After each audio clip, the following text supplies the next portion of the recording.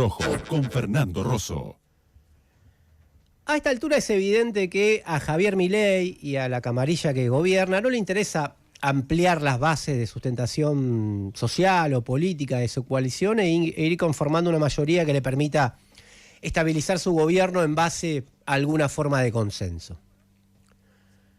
Como artefacto de poder, sigue otra lógica distinta a lo que conocimos hasta ahora y es similar a las que vemos en procesos de extremas derechas que gobiernan en otras partes del mundo.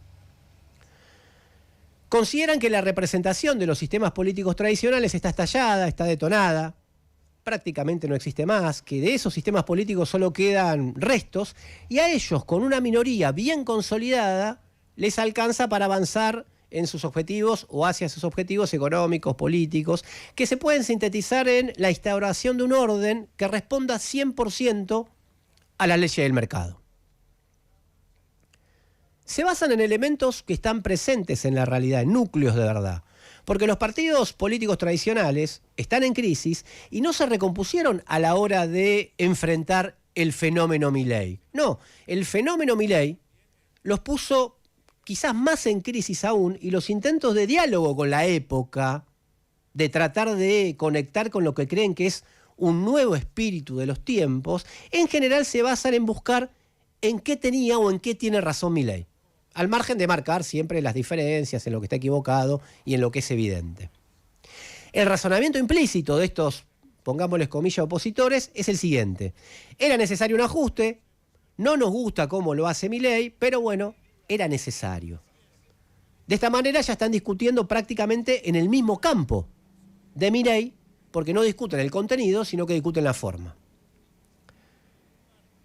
Esto condujo a los más opositores, a los que se distancian un poco más, a ensayar discursos en los que intentan tocar la música que presuntamente inauguró Milei. Y a los más colaboracionistas directamente lo llevó a garantizarle la gobernabilidad, una tarea que quirúrgicamente siguen haciendo hasta el día de hoy.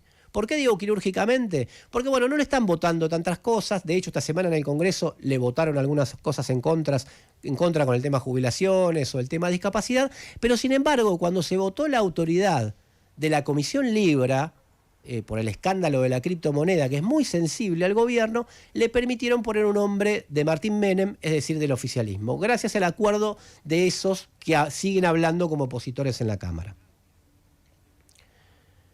Si a esta configuración le sumamos que los dueños del país estuvieron todo este tiempo alineados con Milei porque tienen básicamente un proyecto que postula darle todo el poder a los dueños, tenemos el secreto por el cual Milei mantiene su poder y su estabilidad. En esto se da una especie de profecía autocumplida.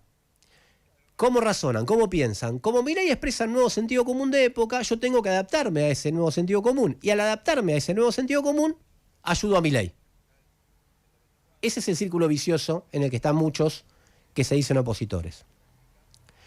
Por eso, partiendo desde acá, es que Milei y sus ideólogos creen que les alcanza con una minoría intensa, a la que alimentan con la batalla cultural de derecha, de esto vamos a hablar con nuestro entrevistado, para avanzar en el medio de la confusión general, la frustración por todos los fracasos de los proyectos anteriores, de la impotencia del sistema político y del colaboracionismo de gran parte del movimiento sindical.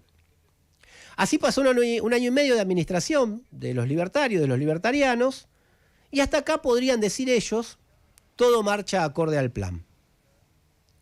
Los dueños del país lo apoyan, los opositores lo ayudan, y el FMI le financia el dólar barato o planchado que mantiene controlada la inflación y que lleva en una primera etapa a cierta valoración positiva frente justamente al desquicio inflacionario de la Argentina, históricamente y específicamente en los últimos 10 años. Perfecto. Pero, ¿cuál es el único problemita? ¿Cuál es el talón de Aquiles de este esquema? Bueno, la sociedad en general y especialmente los que están directamente afectados por el plan económico de Milei y también aquellos que rechazamos su ideología retrógrada y reaccionaria. Lo sorprendente, lo nuevo en las últimas semanas o en el último mes, es que cada vez más amplios sectores de todo su universo están logrando expresarse más allá de la pasividad de las superestructuras políticas o sindicales. Pasividad para decir lo mismo, lo mínimo. Pasividad o colaboracionismo. Esto llevó a que varios medios o publicaciones comiencen a hablar de resistencia.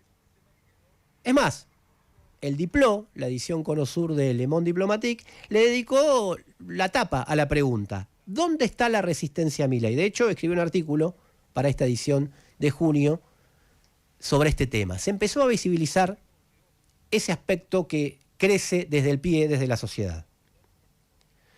Hablamos de movilizaciones y huelgas históricas en Tierra del Fuego, donde peligran miles de puestos de trabajo, o del Hospital Garrahan, en la que las condiciones salariales son miserables.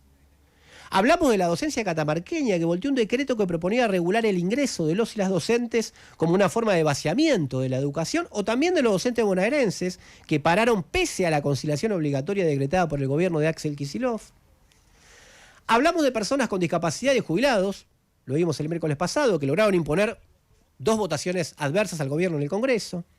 Hablamos de trabajadores de la alimentación, metalúrgicos que luchan contra despidos o contra el topeo a las paritarias que quiere poner el gobierno del 1 o 2% como mucho, una disputa que cruza varios grandes sindicatos. De hecho, hasta Gerardo Martínez, conservador de la dirigencia sindical de hace siglos, colaborador del menemismo en su momento, denunció ayer en la OIT, en donde es representante de la CGT ante ese organismo, que en Argentina, después del cepo al dólar, vino el cepo al salario. Antes había dicho cosas parecidas Armando Cavalieri, de Comercio, también otro oficialista de todos los oficialismos. Sin embargo, en esto se tiene que diferenciar porque hay una disputa fuerte ahí.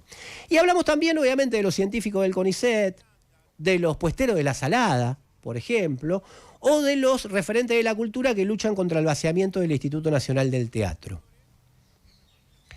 En este escenario de la disputa social, de la relación de fuerzas más profunda, Milei se juega tanto o más que en las elecciones. Aunque, ojo, también esto puede tener su correlato electoral. Todavía falta mucho. Porque los financistas de Milei, es decir, el Fondo Monetario, y sus jefes reales, empresarios o lo que llaman los inversores, no miran esencialmente cuántos diputados o diputadas más puede sumar Milei. De hecho, esta semana se demostró que no es garantía de nada, porque la diputada Santillán, hablando sobre la inflación, fue más un problema que una solución. No, lo que miran, también miran las elecciones, también miran lo político, pero lo que miran en el fondo, los que mandan, los que tienen la guita o quieren ponerla en la Argentina, es si el plan es sostenible. Y sostenible para ellos es básicamente sostenible socialmente. Y desde ahí, políticamente. Por ejemplo, que se haya trabado nuevamente en el Poder Judicial el capítulo de reforma laboral que quiso reintroducir Milei por la ventana en un nuevo decreto, es sintomático de que esto tiene un amplio rechazo social y que ahí le queda todavía mucho por hacer, si no todo por hacer.